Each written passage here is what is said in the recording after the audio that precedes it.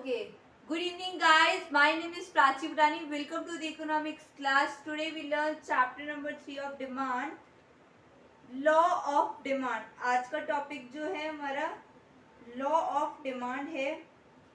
What do you mean by law of demand? हम लोगों का ये टॉपिक रह गया था law of demand. What do you mean by law of demand? Okay. In our daily life, it is normally observed that decrease in price of a commodity leads to increase in its demand. Okay. So, what do you mean by law of demand? Law of demand states the inverse relationship between price and quantity demanded, keeping other factors are constant. Okay. Suppose मेरे prices क्या हो रहे हैं एक time पे आकर increase हो रहे हैं और क्वांटिटी डिमांड क्या हो रही है, डिक्रीज हो रही है. देन मेरे प्राइजेस डिक्रीज हो रहे हैं और क्वांटिटी डिमांड क्या हो रही है, इंक्रीज हो रही है. तो it's called a law of demand. It means state the inverse relationship. जब हमारे प्राइस बढ़ेंगे क्वांटिटी डिमांड कम होंगी और प्राइसेस कम होंगे तो क्वांटिटी डिमांड हमारी बढ़ जाएगी. तो it's called a law of demand. This law of is also known as the first law of purchase. इसको हम लोग first law of purchase भी बोलते हैं. Okay, ये क्वेश्चन आ सकते हो. This law is also known as the first law of purchase. Next is law of demand upon certain assumptions called ceteris paribus.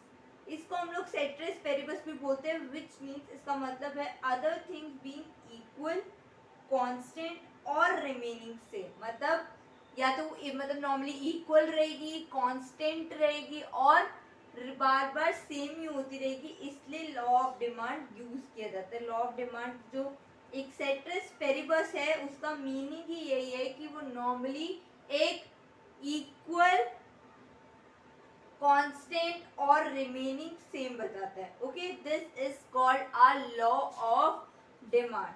Next is कुछ एग्जाम्पशंस हैं इसकी.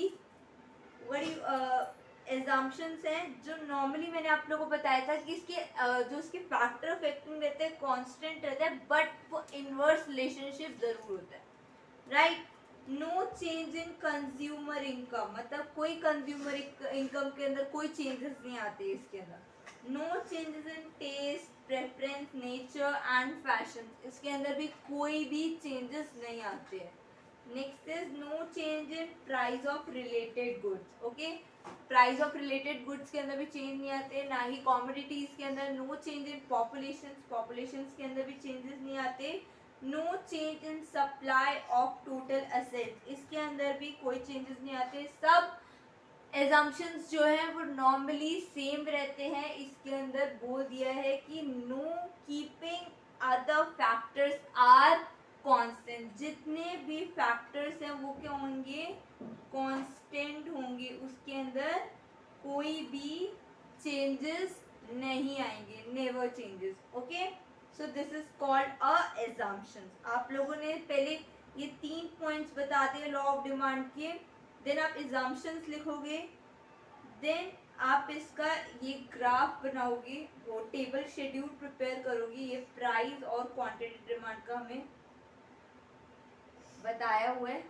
सो prices हैं और क्वांटिटी डिमांड है. इसके अंदर हम लोग को डिमांड शेड्यूल गिवन हुआ है. ये हमारा डिमांड शेड्यूल है. राइट, ये हमने पढ़ा भी था. तो लॉ ऑफ डिमांड का भी यही है.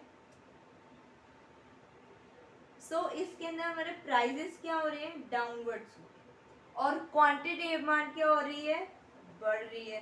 1 2 3 4 5 प्राइजेस हमारे 5 4 3 2 1.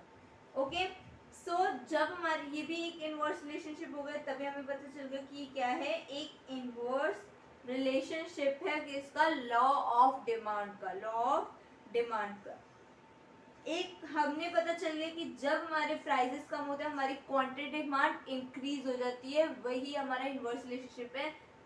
अगर प्राइसेस हमारे बढ़ रहे होते 1 2 3 4 5 हो रहे होते और क्वांटिटी डिमांड 5 4 3 2 1 हो रही होती तो हमारा उल्टा हो जाता. हमारे प्राइसेस बढ़ रहे होते और क्वांटिटी डिमांड इंक्रीज हो रही होती. ओके, तो it's called a law of demand. अब मैं इसी के साथ इसी का शेड्यूल वो कर्व बता देती हूँ कैसे करना है।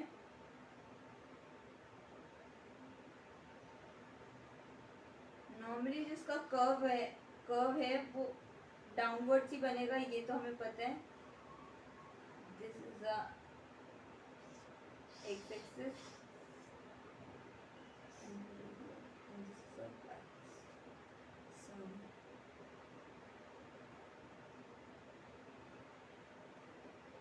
ओके।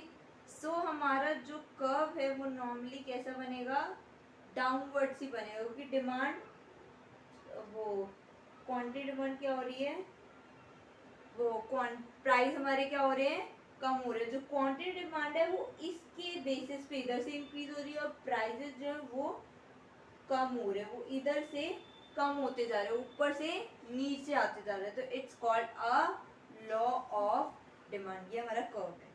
ओके, तो मैंने आपको पूरा एक्सप्लेन करा हुआ है। It's called a law of demand. आपको बस इतना ही लिखना है और एक्स्ट्रा पढ़ने की जरूरत नहीं है इसके अंदर।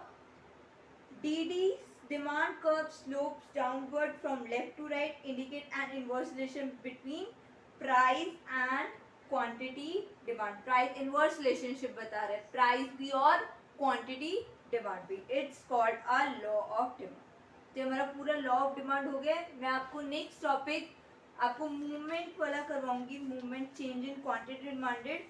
सो guys please like share subscribe my video and thank you so much.